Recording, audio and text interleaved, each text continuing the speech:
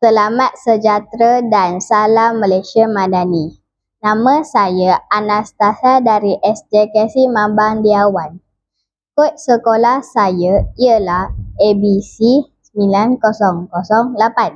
Dan hari ini saya ingin berkongsi tentang sebuah buku menarik yang bertajuk Serigala yang Berlagak.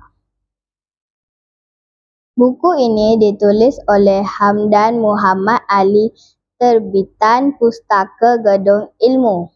Buku ini mempunyai 30 muka surat. Jom kita mulakan. Buku ini mengisahkan tentang seekor serigala yang suka mengejek haiwan dan menghina haiwan lain di dalam hutan.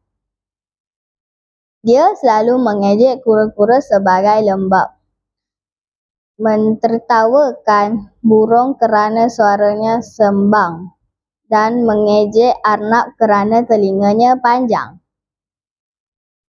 Namun, serigala itu sangat sombong. Dia rasa dia paling hebat, paling pantas dan paling kuat. Tapi suatu hari dia tersesat di dalam hutan yang gelap dan licin. Tiada siapa yang mahu menolongnya kerana selama ini dia suka menghina semua haiwan.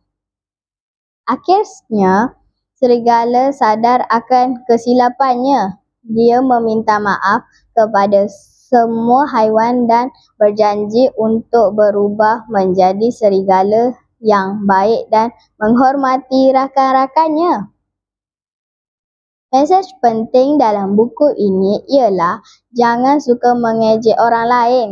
Kita semua ada kelebihan dan kekurangan masing-masing. Hormatilah perbezaan dan jadikanlah kawan yang baik.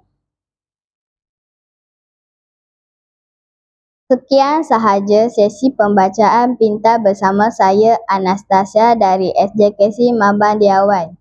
Kod sekolah ABC 9008. Terima kasih kerana mendengar. Jumpa lagi.